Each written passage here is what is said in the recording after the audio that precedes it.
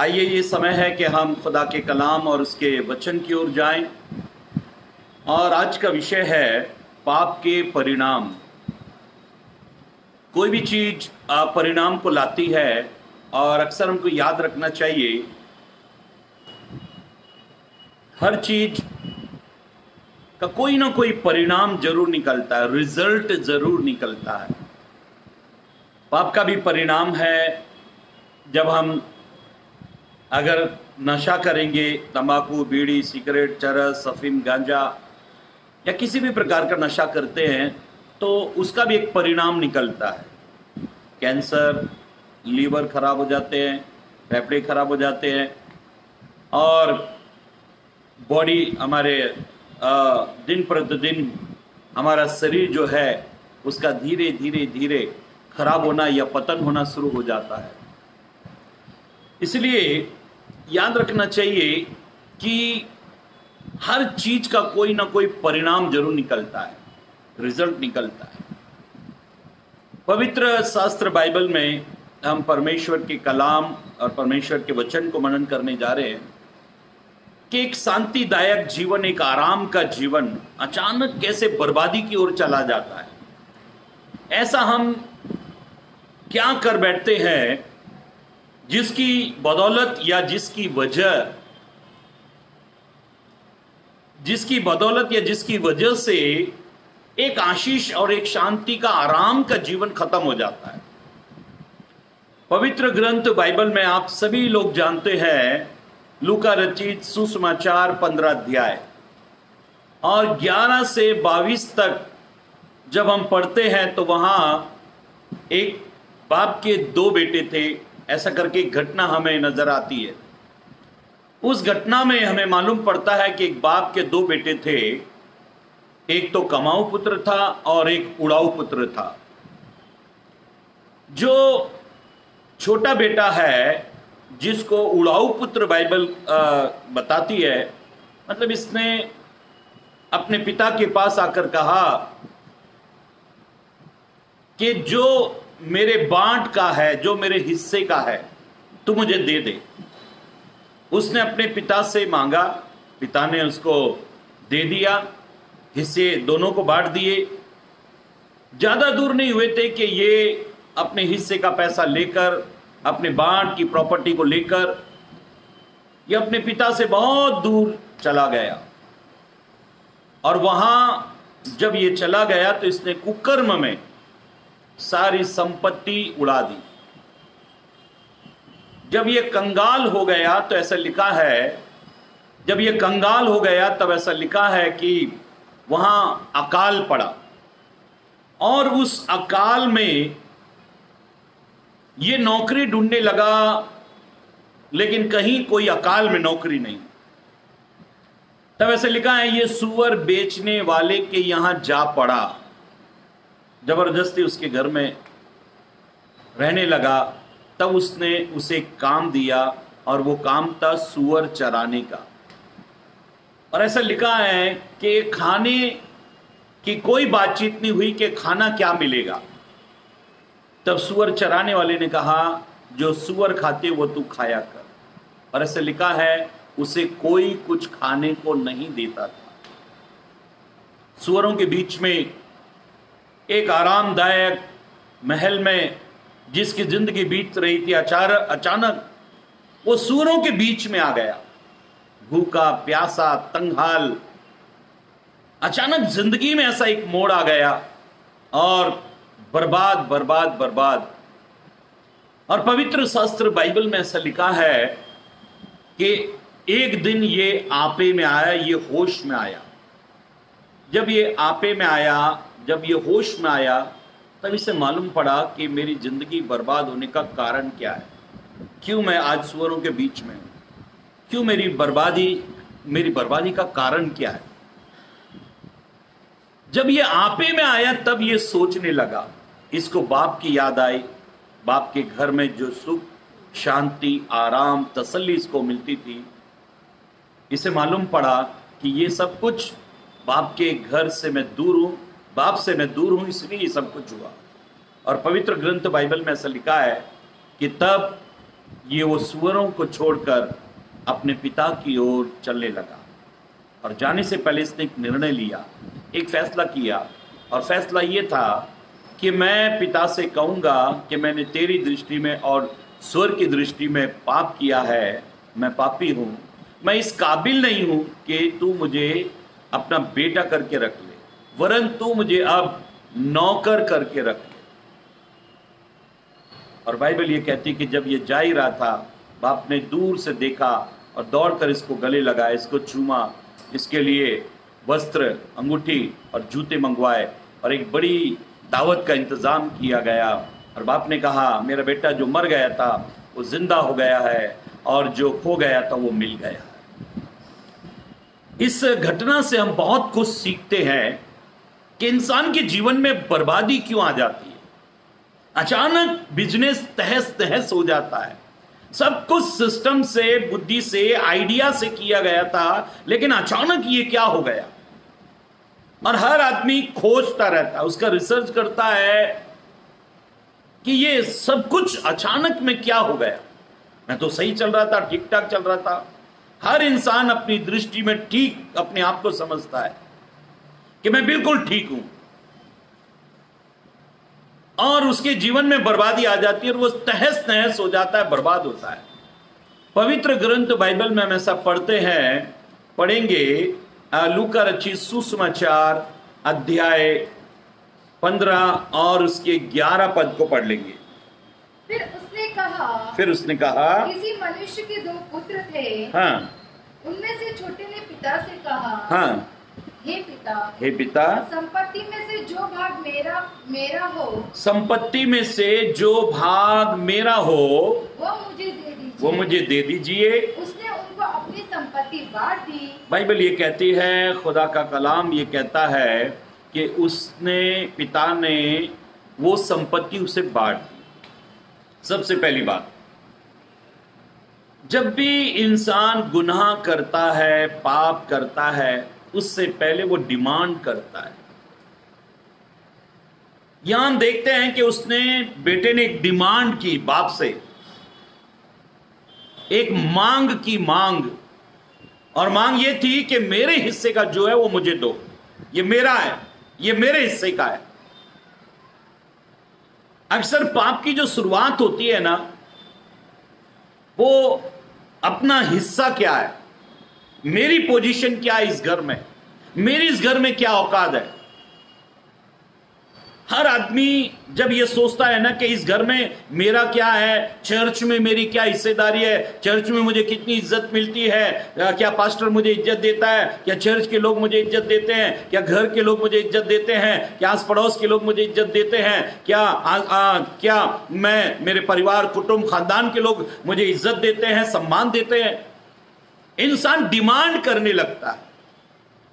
जिस दिन इंसान डिमांड करता है ना, मांग करता है कि मुझे ये मिलना चाहिए और मैं इसका हकदार हूं, उसी दिन से पाप की शुरुआत होना शुरू हो जाती है। अभी जवान सही टाइम से रह रहा था, अच्छी तरह से रह रहा था, इसे भरपूर खाने को मिलता था, समय पर नाश्ता, दोपहर का लंच, रात का खाना, कपड़े धुले धुलाए, प्रेस किए हुए, सब कुछ ठीक ठाक मिलता था। लेकिन अचानक ये डिमांड करने लगा कि जो मेरे हिस्से का है वो मुझे मिलना चाहिए। आज कई लोग इसी चीज में बर्बाद हो गए, जो मेरा हक है वो मुझे मिलना चाहिए, और जैसे ही कुछ मिलता है इंसान बर्बादी की ओर चला जाता है। इसके पास पिता है और एक प्यार करने वाला पिता है, इसका पिता इसका बहुत मोहब्बत करता है, पर डिमांड के आगे इस पिता की मोहब्बत इसको कहीं नजर नहीं आ रही। ये सच है मेरी बहनों, मेरे भाइयों, कई लोग हमसे बहुत प्यार करते हैं, हमारी माँ, हमारे पिता, हमारे भाई बहने, परिवार के लोग हमको बहुत प्यार करते हैं, लेकिन फिर भी कई बार जब हमें अलग होना होता है या डिमांड करनी रहती है तो हमें इनका प्यार नजर नहीं आता। कई लोग प्रभु के दास को कहते हैं आप हमको प्यार नहीं करते, जबकि प्रभु का दास पास्टर बड़ा प्यार करते हैं चर्च को, एक एक जन को मोहब्बत करते, फिर भी कई लोग कहते हैं आप हमको प्यार नहीं करते, आप हमारे यहाँ विजिट नहीं करते, आप हमसे मुलाकात करने नहीं आते। जब इंसान डिमांड करने लगता है तो गड़बड़ी शुरू हो जाती है। पाप की जो शुरुआत होती है ना, वो डिमांड करने से होती है। देखो, पति पत्नी जब शादी होती है तो ये क्या कहते हैं, हम दुख में एक दूसरे से ये वायदा करते हैं कि हम दुख में, सुख में, अमीरी में, गरीबी में, कंगाली में, बीमारी में, हर समय वायदा करते एक दूसरे को प्यार करेंगे, एक दूसरे के साथ रहेंगे, और सिचुएशन, हालात, माहौल कैसे भी क्यों ना, हम एक दूसरे को साथ रहे, एक दूसरे के साथ रहेंगे, एक दूसरे को प्यार करेंगे।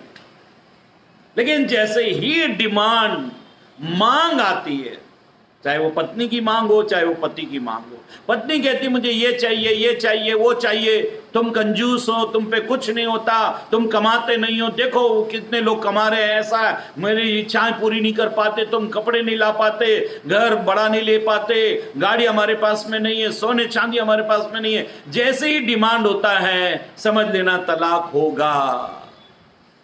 पति जब डिमांड करता है ना कि तू बराबर घर की साफ सफाई नहीं करती, घर को बराबर नहीं संभालती, हिसाब किताब बराबर नहीं रखती, जैसे जैसे पति डिमांड करने लगता है, समझ लेना तलाक होगा। अब ये अलग होंगे। पाप की शुरुआत जो है वो डिमांड से होती है, मांग करने से होती है। और ये ऐसा लिखा है, एक बाप के दो बेटे थे, छोटा बेटा कहने लगा कि मेरे हिस्से का जो कुछ है पिता तू मुझे दे। क्या इसको सही समय पर सब कुछ नहीं मिल रहा था? फिर ये अचानक मांग क्यों करने लगा? बाइबल कहती है जब ये आपे में आया तो इसको बाप का प्रेम याद आया, पिता का प्रेम याद आया। बाइबल ये कहती है कि जब ये होश में आया तब इसको याद आया मेरा पिता मजदूरों को भी, जो मजदूर लोग हैं, जो वर्कर हैं, जो सेवक हैं, जो मेहनत करते हैं, उनको पेट भरने से अधिक भोजन देता है। मेरा पिता अपने हाथ से उन्हें खिलाता है, अपने हाथ से उनको रोटियां देता है, उनको अपने हाथ से भोजन देता है। इसको अपने पिता का प्रेम याद आया, तो इसका मतलब है कि इसका पिता बड़ा प्रेमी था, बहुत प्यार करने वाला था। मेरी बहनों, मेरे भाइयों, हमारे जीवन में कई इच्छाएं, अभिलाषाएं हमें पाप की ओर खींचती है, और अपनों का प्रेम, अपनों का प्यार वो समय हमें समझ में नहीं आता। जब इसने पिता से मांग की तो क्या पिता ने समझाया नहीं होगा, क्यों बेटे क्यों मांग कर रहा है, ये सब कुछ तेरा ही तो है, फिर तो ये मांग क्यों कर रहा है? पवित्र ग्रंथ बाइबल में ऐसा लिखा है, परमेश्वर का कलाम ये कहता है, अब इसका 12 पद पढ़ लो।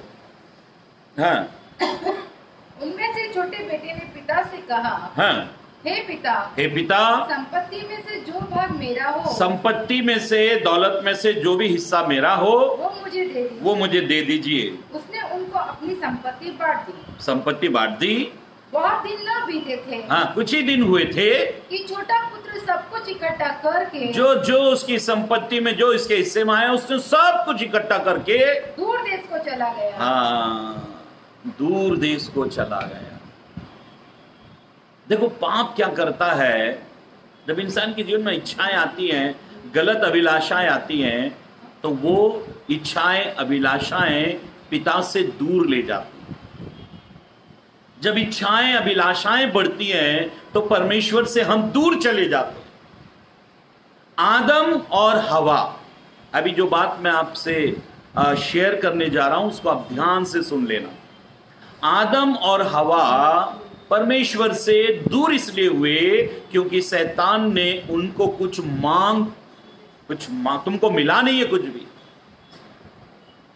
तुम क्या ये जगह में, अदन की वाटिका में रहते हो, तुम्हारे परमेश्वर ने तुमको कुछ नहीं दिया, ये फल खाओ जिसको उसने मना किया। अगर इस फल को तुम खाओगे तो तुम परमेश्वर के जैसे बन जाओगे, उसके तुल्य बन जाओगे, उसकी समानता में आ जाओगे, उसके इक्वल हो जाओगे। और क्या सिखाया शैतान ने कि जिस दिन तुम इस फल को खाओगे तुम्हारी आंखें खुल जाएगी, तुम्हारा प्रमोशन होगा। आज हर विश्वासी प्रमोशन के चक्कर में पड़ा हुआ, मुझे प्रमोशन मिलना चाहिए। असिस्टेंट पास्टर है तो वो ये सोचता है मैं मेन पास्टर कैसे बनूं। इवेंजलिस्ट है तो वो ये सोचता है पूरा चर्च मेरे हैंडल में, मेरे हाथ में कैसे आ जाए। हर आदमी यही योजना बनाते रहता है। एक बहन ने मुझे फोन किया, बोला पास्टर साहब मैं चर्च की इवेंजलिस्ट हूं। मैंने अच्छा बोलिए, आपसे मैं कुछ सलाह लेना चाहती हूँ। यूट्यूब पर मैं आपके बहुत सारे संदेश सुनती हूँ तो मुझे कुछ सलाह चाहिए। तो मैंने बोला हाँ बोलिए। बोला मैं चर्च में इवेंजलिस्ट हूँ और जो एरिया में मैं जाती हूँ, पास्टर जहाँ कहीं मुझे भेजते मैं जाती हूँ और वहाँ प्रार्थना चलाती हूँ। पास्टर जी मुझे आपसे एक सलाह लेनी है। मैंने बोलिए। क्या है कि मेरे पास्टर से ज्यादा बुद्धि की बातें, ज्यादा समझ की बातें और ज्यादा वचन का प्रकाशन प्रभु मुझे देता है। और मैं जब बोलती हूं तो सब कहते हैं सिस्टर जी आप ही आया करो, पास्टर जी इतना डीप नहीं लेके जाते, इतनी अच्छी शिक्षा नहीं दे पाते, सिस्टर जी आप ही आया करो। तो वो बहन बोलने लगी कि पास्टर से भी अच्छी सेवा मैं कर रही हूं, तो क्या मैं अभी पास्टर का साथ छोड़ दूं? क्या मैं अलग सेवा करूं? मैंने उस बहन को समझाया, देखो सिस्टर, प्रभु ने आपको एक सेवा दी है और उस सेवकाई में आप अधीनता में रहो। प्रभु के दास की अधीनता में रहो और सेवकाई करो। जो काम आपको दिया गया वो काम आप करते जाओ। अगर प्रभु के दास आपको कहीं मीटिंग लेने के लिए भेजते हैं, विजिट करने के लिए भेजते हैं, कोई एरिया आपको देते हैं जहां आपको प्रार्थना चलानी, तो वो आप खामोशी से चुपचाप से वो करते रहो। मैंने कहा वचन में लिखा है परमेश्वर के बलवंत हाथ के नीचे दीनता से बने रहो, वो उचित समय पर तुमको बढ़ाएगा। बोलने लगे मेरा प्रचार बहुत लोगों को अच्छा लगता है तो मेरे पास्टर मुझसे जलते हैं। मैंने कहा ये आपकी गलत फहमी है। कोई सेवक कभी भी अपने चर्च से नहीं जलता। एक किसान जब एक पेड़ लगाता है, जब उस पर फल आते हैं, एक किसान जब पेड़ लगाता है, जब उस पर फल आते हैं, तो वो कभी भी उस पेड़ से जलता नहीं कि उस पर फल क्यों आए। उस फलों से वो नफरत नहीं करता, लेकिन जब उस पर फल आते तो उसे खुशी होती है।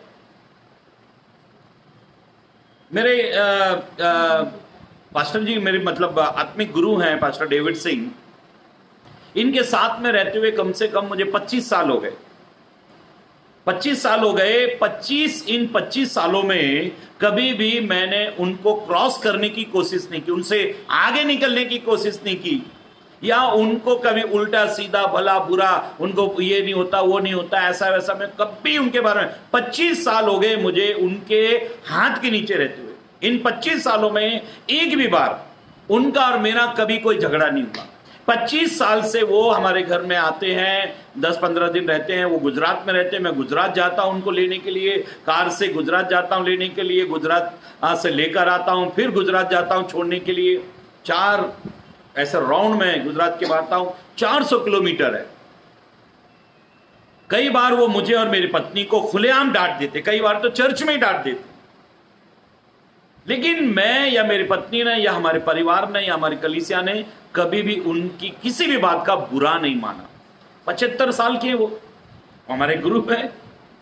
अब ये नहीं है कि मैं अनिल पात्रे अपने गुरु से आगे निकल गया। अधीनता में रहना। हमारे बड़े लोग जो हैं, जो हमारे अगुवे हैं, वो हमारा बुरा नहीं चाहते और प्रभु भी हमारा बुरा कभी नहीं चाहेगा। इसलिए अधीनता में रहकर हम उन्नति करना चाहिए। देखो एक पेड़ कितनी मेहनत करता है फल लाने के लिए, लेकिन जब फल आ जाए तो फल को कभी इतराना नहीं चाहिए, फल को कभी घमंड नहीं करना चाहिए कि मेरी वजह से ये पेड़ की खूबसूरती बढ़ गई। भाई आपके लिए आपके पिता ने, आपकी माता ने, आपके भाई ने, आपकी बहन ने, आपके पास्टर ने, आपके लोगों ने बड़ी मेहनत की है, तभी आप इस मुकाम पे पहुंचे हो, तभी आपको ये तरक्की मिली है। देखो एक पास्टर कि चर्च में जितने असिस्टेंट रहते हैं आप कभी भी उनको देख लेना, ऐसा लगेगा जैसे वो पास्टर की कॉपी है, बिल्कुल ऐसा लगेगा कॉपी। जैसे बाप को और बेटे को देखो ऐसा लगेगा हाँ ये इसका ही बेटा है, एकदम शकल और रंग रूप से एकदम मालूम पड़ता है। उसी प्रकार से एक पास्टर के असिस्टेंट लोग या इवेंजलिस्ट लोग बिल्कुल ऐसा लगता है कि हाँ ये इसी की कॉपी है। मेरी बहनों मेरे भाइयों, परमेश्वर के अभिषिक्तों, पवित्र ग्रंथ बाइबल में हम ऐसा पढ़ते हैं कि छोटा बेटा संपत्ति बटोर कर दूर चला गया। अब पाप क्या है, हमको अच्छे लोगों से, पवित्र लोगों से दूर ले जाता है। जो हमारे वेल विशर हैं, जो हमारे शुभ चिंतक हैं, जो हमारा भला चाहते हैं, पाप हमें उनसे दूर ले जाता है। पढ़ो एक पद, नीति वचन की किताब 18 अध्याय पद पहला। Book of proverbs chapter 18 verse 1, नीति वचन 18:1। जो दूसरों से अलग हो जाता है, जो अलग हो जाता है, अगर घर में बहू है अगर अलग हो जाती है, अगर दो भाई हैं अगर अलग हो जाते हैं, अगर पति पत्नी है अगर दोनों में से एक अलग हो जाता है, तो जो कोई भी अलग हो जाता है वह अपनी इच्छा पूरी करने के लिए ऐसा करता है। राइट, ऐसा लिखा है कि अपनी इच्छा पूरी करने के लिए अलग होता है। कई बार हम मनमानी करना चाहते हैं, हमें मनमानी करने के लिए मौका नहीं मिल रहा। मनमानी कैसे करें, कैसे अपनी इच्छा के अनुसार चलें, कैसे मनमानी करें, वो करने के लिए जब नहीं मिलता तो हम अलग होकर करेंगे। घर में नई नवेली बहू आती है, सास पूरी चाबी उसको दे देती है, ससुरा कहता है, ससुर जी कहते हैं ये सब कुछ बेटा तेरे लिए है, हमने हमारे बेटे के लिए कमाया, तू उसकी पत्नी है, सब कुछ तेरे लिए बेटा। एक घर में बंगला था, बंगला, पास्टर साहब गए उस बंगले में, तो बोला ऊपर क्या है, बोला ऊपर हमारे पिताजी रहते हैं। बोला चलो मैं उनसे भी मिलकर आ जाता हूँ। बोला हाँ आप मिलकर आओ, जब तक नाश्ता नीचे बन रहा है। पास्टर साहब ऊपर चले गए तो बुजुर्ग आदमी थे, 70-80 साल के। पास्टर साहब ने पूछा और कैसे, बोला ठीक है साहब ऐसा। बोला ये बंगला बड़ा खूबसूरत है। बोला मैंने ही बनवाया था, अब तो बच्चों को दे दिया, बच्चों ने मुझे ऊपर का एक कमरा दे दिया है। बोला अच्छा। बोला पास्टर साहब ये आपकी बहुत सुनते होंगे घर वाले। बोला हाँ पास्टर ने कहा बहुत सुनते, क्यों क्या हुआ। बोला मेरे बेटे को एक बात थोड़ा आप कहकर जाओ, आप शायद कहकर जाओगे तो वो मान लेगा। बोला हाँ बोलिए क्या बात है। बोला 250 ग्राम दूध, 250 ग्राम दूध अगर रोज मिल जाए, क्या है रोटियां चबाई नहीं जाती हैं, अगर 250 ग्राम दूध रोज मिल जाए तो वो दूध में डुबो कर मैं रोटियां खा लूंगा। रोटियां सख्त होती, दांत है नहीं, चबाई नहीं जाती, तो वो दूध में मैं थोड़ा भिगो कर वो रोटियां खा लिया करूंगा। तो थोड़े मेरे बेटे को आप समझा जाओ कि 250 ग्राम दूध अगर रोज मिल जाए, आधा लीटर नहीं, 1 लीटर नहीं, सिर्फ 250 ग्राम। मास्टर साहब के तो आंखों में आंसू आ गए। अरे भाई ये पूरे बंगले का मालिक जिसने पूरा बंगला बेटे को दे दिया। मास्टर साहब नीचे आए, उनको बताया भाई 250 ग्राम दूध पिताजी के लिए। इतने में बहू आई, क्या है उनको तो सारी प्रॉपर्टी लुटा दो, सब खिला पिला दो, फिर भी उनका पेट नहीं भरता है, पता नहीं क्या चाहते हैं, हम तो यहां रहकर बड़े परेशान हैं। पूरा बंगला नाम कर दिया, पूरी प्रॉपर्टी नाम कर दी, 250 ग्राम दूध देने को तैयार नहीं। हर इंसान अलग इसलिए होता है, वो अपनी इच्छा पूरी करना चाहता है। दोबारा इस पद को पढ़ लेंगे। जो दूसरों से अलग हो जाता है, जो दूसरों से अलग होना चाहता है, वो अपनी इच्छा पूरी करने के लिए ऐसा करता है। अपनी इच्छा पूरी करने के लिए वो अलग होता है और सब प्रकार की खरी बुद्धि से बैर करता है। और सब प्रकार की खरी बुद्धि से। अगर आपका पास्टर खरी बुद्धि आपको दे रहा है, आप उससे अलग होने की कोशिश करोगे। अगर आपके घर के बड़े बुजुर्ग लोग अगर आपको खरी बात बताएंगे तो आप उनसे अलग हो जाओ। लेकिन ये खराई आपके लिए मेरी बहनों, मेरे भाइयों, परमेश्वर के अभिषिक्तो, ये आपके लिए बहुत जरूरी है। अगर आप अधीनता में नहीं रहे तो आपके पास अनुभव नहीं रहेगा। अधीनता बहुत जरूरी होती है। और ये मत सोचो कि अब मुझे अधीनता में रहने की जरूरत नहीं है, मैं अब अधीन नहीं रहूंगा, मुझे कोई जरूरत नहीं अधीनता की, मैं सब कुछ सीख गया हूं। आप जिस दिन ये कहोगे ना कि अब मैं स्टूडेंट नहीं रहा, अब मुझे कुछ सीखने की जरूरत नहीं है, उसी दिन आप महामूर्खता का काम कर दोगे, उसी दिन कहीं ना कहीं फंस जाओगे। ये अनुभव क्या चीज होता है, मैं एक घटना आपको बताता हूं। एक शादी में लड़की वालों की तरफ से एक पत्र आया और उस पत्र में लिखा था कि शादी में किसी बुजुर्ग को नहीं लाना, सब जवान आने चाहिए, किसी बुजुर्ग को नहीं लेके आना। तो लड़के जो दूल्हा था और उसके साथी थे, उन्होंने बोला कोई बात नहीं, बुजुर्ग लोग करेंगे भी क्या, अभी जाते हैं, बारात लेकर जाते हैं, दुल्हन शादी उदी करके आ जाएंगे, बुजुर्गों को लेकर जाने से भी क्या फायदा है। तब सब लोगों ने समझाया, बेटा ये शादी वगैरह बड़ा इधर सम्मान का काम होता है, इसमें बड़े बुजुर्ग होना बहुत जरूरी है। ना कोई जरूरी नहीं है। बोले एक काम करो, बस तो जा ही रही है, ये टोकरा है, इस टोकरे में एक बुड्ढे को बिठा लो। उस टोकरे में बुड्ढे को बिठा लिया और ले गए। बोला, बुड्ढे ने कहा मैं शादी में नहीं जाऊंगा, लेकिन मैं बस में ही रहूंगा। बोला ठीक है। जैसे वहां पहुंचे, शादी में पहुंचे, तो खाने का टाइम हुआ तो टेबल पे सब लोग बैठ गए, आगे की तरफ ये तरफ सब लोग टेबल पर बैठ गए। इतने में सब लोगों के हाथ से ऐसी लकड़ी बांध दी, सीधी सीधी लकड़ी बांध दी। बोला अब खाना खाओ। अब खाना कैसे खाए, लकड़ी बांधी तो हाथ वो इधर मुंह की तरफ, वो हो ही नहीं रहा हाथ। बोला अब क्या करें। तो एक दौड़ता हुआ जवान आया, बोला दावत तो हो रही है लेकिन हम खाना नहीं खा पा रहे। बोला क्यों। बोले देखो हाथ, दोनों हाथ ऐसे बीच में लकड़ी बांध दी, हाथ फोल्ड नहीं हो रहा है, अब फोल्ड नहीं होगा तो खाना हमारे तक पहुंचेगा कैसे। बुड्ढे ने कहा अरे तुम पागल हो, ये 2 मिनट का काम है। बोले क्या करें। बोले देखो तुम खाना उठाओ, लड्डू उठाओ, खुद मत खाओ, सामने वाले को खिलाओ और सामने वाला तुम्हें खिलाएगा।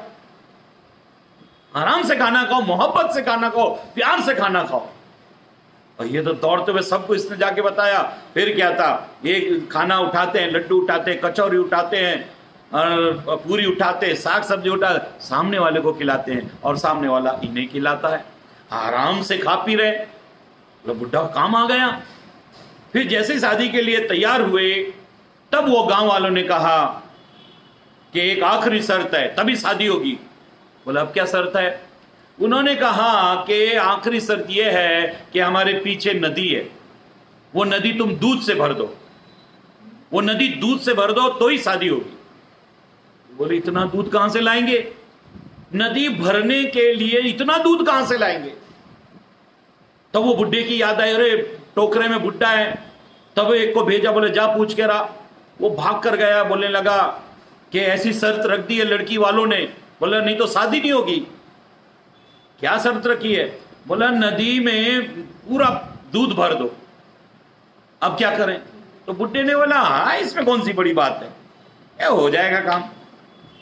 जवान लड़का कहने लगा अरे बाबा,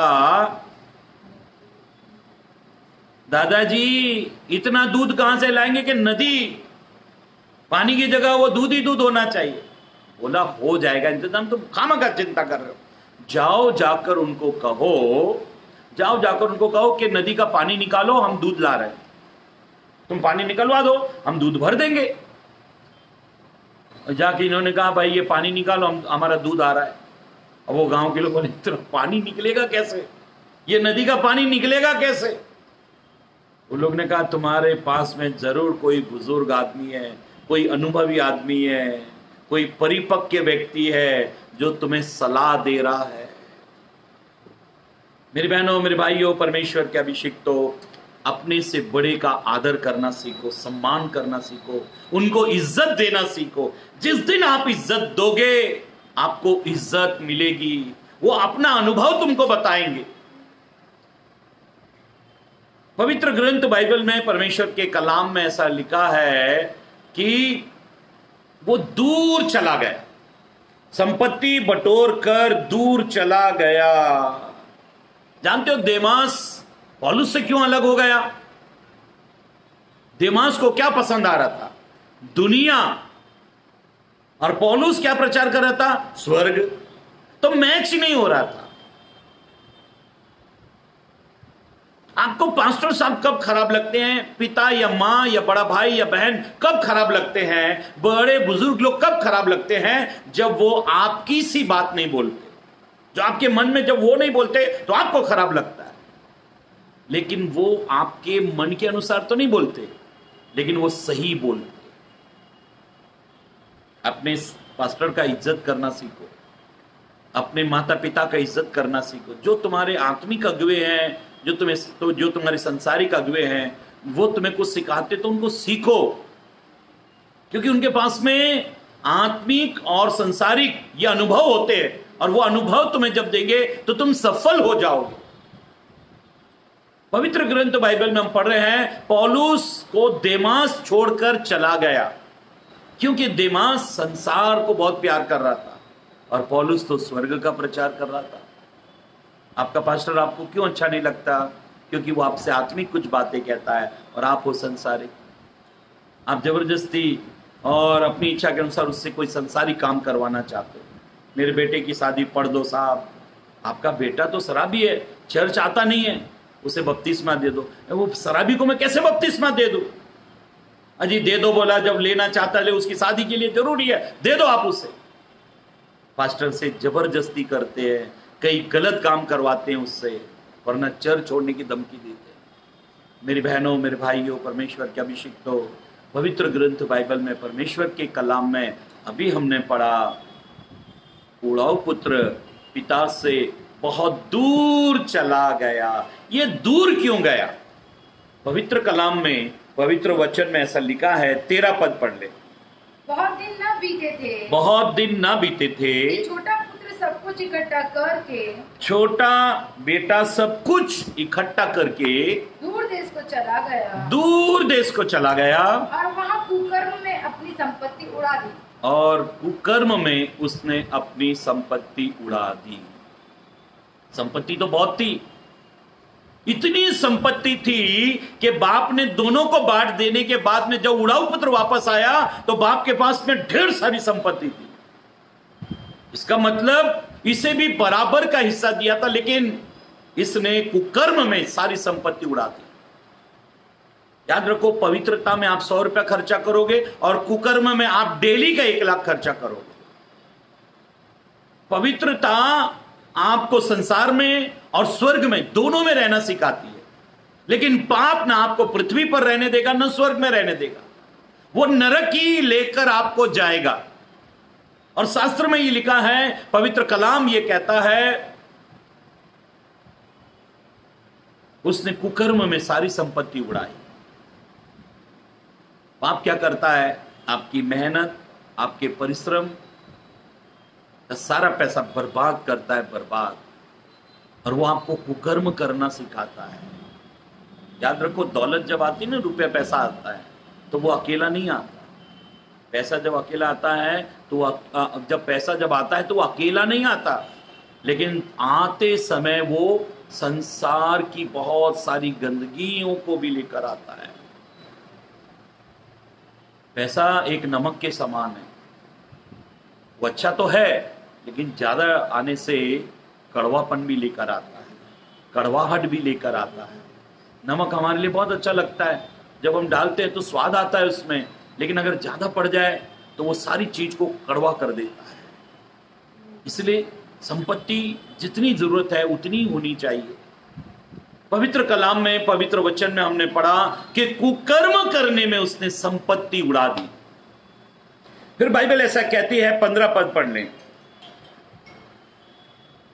इसलिए वो उस देश के निवासियों में से, हाँ, लूका किताब 15 अध्याय 15 पद को हम पढ़ रहे हैं। हाँ, इसलिए वो उस देश के एक निवासियों में से हाँ, एक के यहाँ जा पड़ा, उसने उसे अपने खेतों में सूअर चराने के लिए भेजा। ऐसे लिखा है, इसलिए ये उड़ाऊ पुत्र जब सब कुछ बर्बाद हो गया, जब सब तबाह हो गया, तो उस जहां ये था वहां अकाल पड़ा। पाप के जीवन में, अलगाव के जीवन में, दूरी के जीवन में, डिमांड के जीवन में, जब आप जीवन जीते हो तो वो बर्बाद बर्बाद और बर्बाद करते जाता है। एक तो सारा संपत्ति खत्म हो गई और अकाल भी पड़ गया। अकाल पड़ने के बाद कहीं काम धंधा नहीं, एक वक्त की रोटी नहीं मिल रही। तब ऐसे लिखा है, ये सूअर चराने वाले के यहां जा पड़ा। जानते हो अब इसको किसके साथ रहना पड़ रहा है? जानवरों के साथ रहना पड़ रहा है।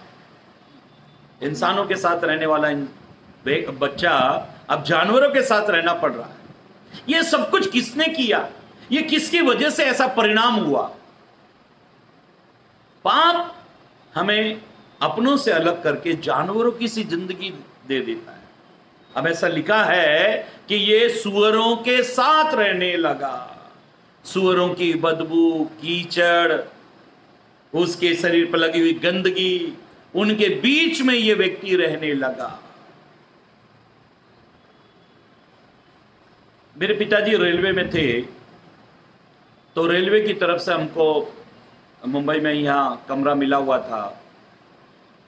हमारे घर के सामने ही एक रेलवे में इंस्पेक्टर था, वो राजस्थानी था, वो राजस्थान से आया था, बहुत लंबा चौड़ा था। जब वो रेलवे की बहुत बड़ी कॉलोनी थी और जब वो आता था अपनी यूनिफॉर्म में और लंबा चौड़ा था, इतना जबरदस्त लगता था देखने में उसके हाइट, बॉडी। और जब वो आता था बुलेट पर, तो जितने फालतू या चोर उचक्के जैसे थे सब उसे देखकर भाग जाते थे और बहुत डांट फटकार लगाया करता था वो। हम जिस एरिया में रहते थे वहां शराबी लोग बहुत ज्यादा रहते थे। ये इंस्पेक्टर क्या हुआ, जो रेलवे का इंस्पेक्टर था, ये इसको एक शराब की लत लग गई। जैसे इसको शराब की लत लगी, ये शराबी बन गया। पहले तो ये इंग्लिश पिया करता था, महंगी शराब पिया करता था, लेकिन धीरे धीरे धीरे ये कच्ची शराब पीने लगा जो बहुत सस्ते में आती थी। और वो सब चोर उचक्के बदमाश उस इलाके के सारे थर्ड क्लास लोगों के साथ में उठना बैठने लगा। पत्नी ने बहुत समझाया, लेकिन शराब के नशे में रहता था। एक दिन पत्नी 2 बच्चों को लेकर, लड़की और लड़का था, दोनों को लेकर राजस्थान चली गई। अब ये बंगले में अकेला रहता है, ड्यूटी पे जाना बंद किया। धीरे धीरे करके घर के सामान बेचने लगा। बेचते बेचते इसने एक जोड़ी कपड़ा बचा था इसके तन के लिए, वो तक बेच दिया। फिर किसी ने इसको एक पैंट और एक शर्ट दी, और वो घुटने से थोड़ी नीचे पैंट आती थी, उसे पहनकर, और शर्ट ये बड़ा लंबा चौड़ा था, शर्ट भी आधे हाथ तक ही आती थी, उसको पहनकर ये जब बाहर निकलता था शराब पीने के लिए या शराब पीकर, तो बड़ी शर्म आती थी। पूरा जिंदगी बर्बाद हो गया। जब ये इंस्पेक्टर का यूनिफॉर्म पहनकर आता था तब लोग डरते थे, भागते थे, लेकिन पाप ने, शराब ने, नशे ने इसको पूरी तरह से बर्बाद कर दिया। अब ना तो कोई इज्जत, ना तो कोई सम्मान, किसी से 2 रुपए तो किसी से 5 रुपए मांगता है। पत्नी बच्चे सब छोड़कर चले गए और एक दिन ये इसी नशे में खत्म हो गया। मेरी बहनों, मेरे भाइयों, परमेश्वर के अभिषेक, तो ऐसा लिखा है कि ये सूअर के साथ में रहने लगा। हाँ, 15 पद को दोबारा पढ़ लेंगे। इसलिए वह उस देश के निवासियों में से एक के यहाँ जा पड़ा। उसने उसे अपने खेतों में सूअर चराने के लिए भेजा। हाँ, और वह चाहता था, और उसकी एक इच्छा थी, वो चाहता था कि उन फलियों से जिन्हें सूअर खाते थे, ध्यान से सुनना, उन फलियों से जिन्हें सूअर खाते थे, अपना पेट भरे, अपना पेट भरे। वो चाहता था, वो इच्छा करता था, वो अभिलाषा करता था, वो मिन्नतें करता था कि जो सुअर खाना खाते वो फल्ली खाने को मिले। हाँ, और उसे कोई कुछ नहीं देता। लेकिन वो फलियां भी, सुअरों का खाना भी उसे कोई नहीं देता था।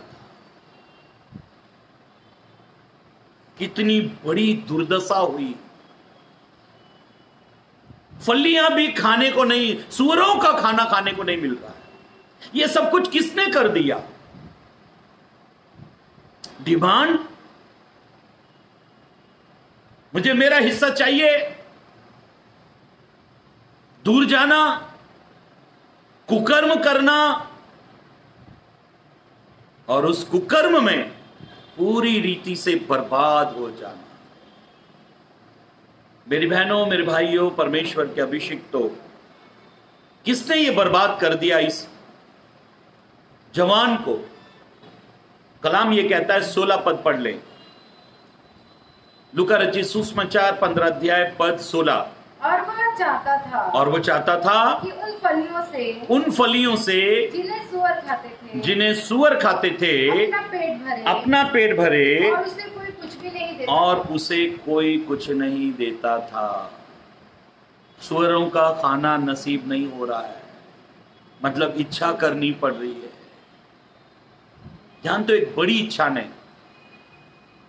बाप के साथ रहते समय इसकी एक बड़ी इच्छा हुई कि मुझे प्रॉपर्टी मिलनी चाहिए, मुझे प्रॉपर्टी मिलनी चाहिए। असिस्टेंट पास्टर को कहता, अभी मैं मेन पास्टर बनना चाहता हूं। जिस इलाके में आपने मुझे सेवकाई के लिए दिया, अब वहां का मेन पास्टर मैं बनूंगा, क्योंकि सब मेरा प्रचार सुनते हैं, सब मुझे प्यार करते, सब लोग मुझे बोल रहे हैं कि आप ही हमारे पास्टर बन जाओ। डिमांड। जब डिमांड की, डिमांड पूरी हुई, दूर चला गया। बाद में अब ऐसा हुआ, जीवन ने ऐसा पलटी मारी कि अब कोई डिमांड पूरी नहीं होती, सुअरों का खाना तक नहीं मिलता। हमारे जीवन में जब पाप आता है तो एक इतना भयंकर परिणाम को लेकर आता है। ये सब कुछ क्यों हुआ? बाइबल ये कहती है, उसके आगे पढ़ो। जब वह अपने आपे में आया, ऐसे लिखा है, जब वो अपने आपे में आया। आपे का मतलब है वो होश में आया।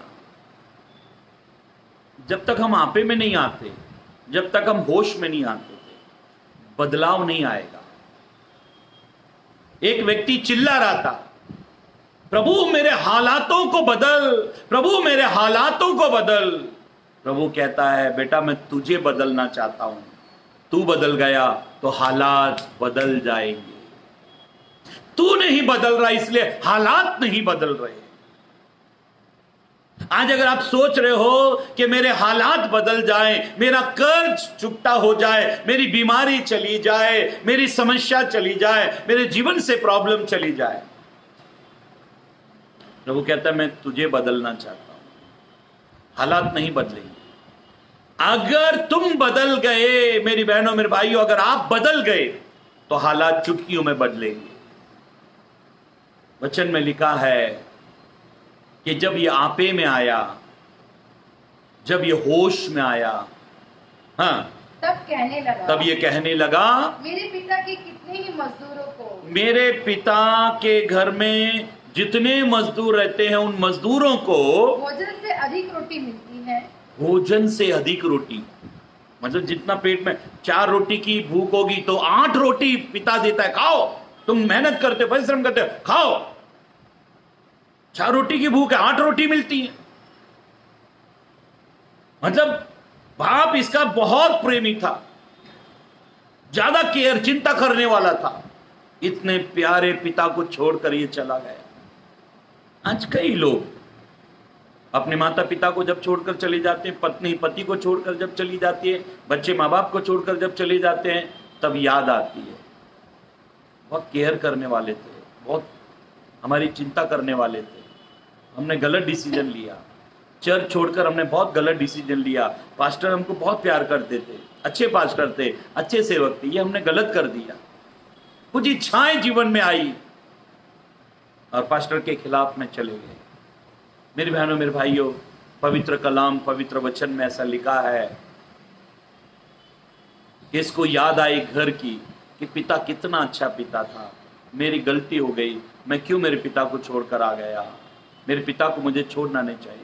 मेरे पिता का व्यवहार तो मजदूरों के साथ में, नौकरों के साथ में भी कितना अच्छा था, मेरे पिता बहुत अच्छे, मैंने क्यों ये गलती कर दी, मुझे ऐसा नहीं करना चाहिए था, मैंने परमेश्वर की दृष्टि में, मेरे पिता की दृष्टि में पाप किया है, गलत कर दिया मैंने। हाँ, आगे पढ़ेंगे। और मैं यहाँ भूखा मर रहा हूँ, मैं यहाँ भूखा मर रहा हूँ। दूरी बना ली, अलग हो गया, अब भूखा मरने की नौबत आ गई। लेकिन इसको रियलाइज हुआ, इसे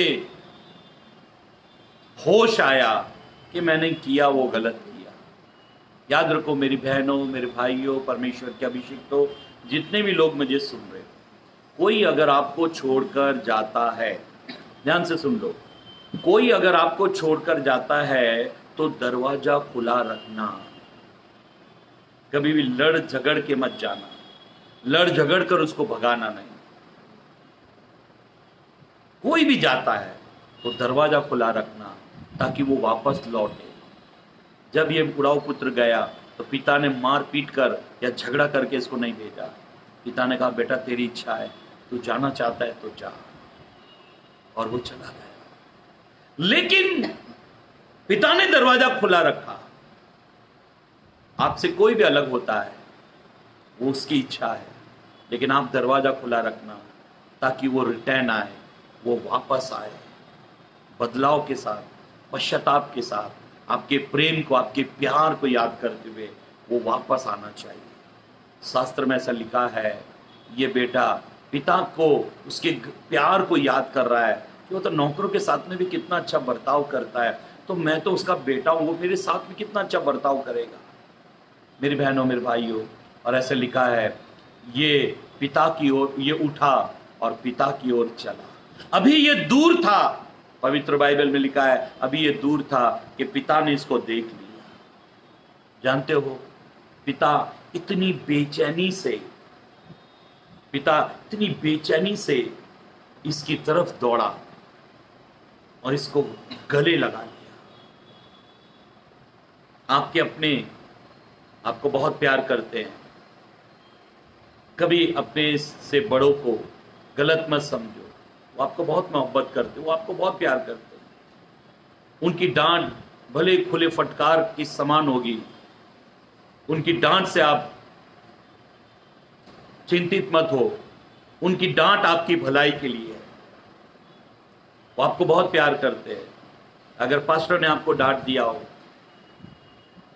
तो उनकी डांट वो बुद्धि का मार्ग बनाती है, वो अच्छे रास्ते पर लेके जाने के लिए। ऐसे लिखा है, बाप दौड़ा और उसको गले लगा लिया।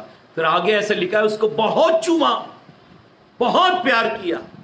बाप ने ये नहीं कहा तू सूअरों के साथ रहकर आया, तेरे कपड़ों में बदबू है, तेरे बाल बड़े हुए हैं, तुझ में बहुत गंदगी है। लेकिन बाप रोक नहीं पाया अपने आप को, बाप रोक नहीं पाया। मेरी बहनों, मेरे भाइयों, पाप का परिणाम बड़ा भयंकर है, आप उससे बहुत दूर चले जाओगे। प्रभु चाहता है कि आप रिटर्न आ जाओ, आप वापस आ जाओ। उसने द्वार को खोल रखा है, वो आपको गले लगाने के लिए, वो आपको चूमने के लिए, वो आपके हालात, स्थिति, परिस्थितियों को बदलने के लिए। देखो, जैसे उड़ाऊ पुत्र वापस आया, जैसे ही बेटा वापस आया, बेटे ने ये नहीं कहा कि मेरे कपड़े खराब है, मेरे पास जूते नहीं है। बाप ने सब इंतजाम किया, आप रिटर्न आओ, आपके लिए सारा इंतजाम है। पिता आपको बहुत मोहब्बत करता है, परमेश्वर आपको बहुत मोहब्बत करता है, और वो आप बदल गए तो हालात खुद ब खुद बदल जाएंगे। ये चाहता था कि ये नौकर बन के रहे, लेकिन पिता ने इसको अंगूठी पहनाई, और ये अंगूठी अधिकार का निशानी है।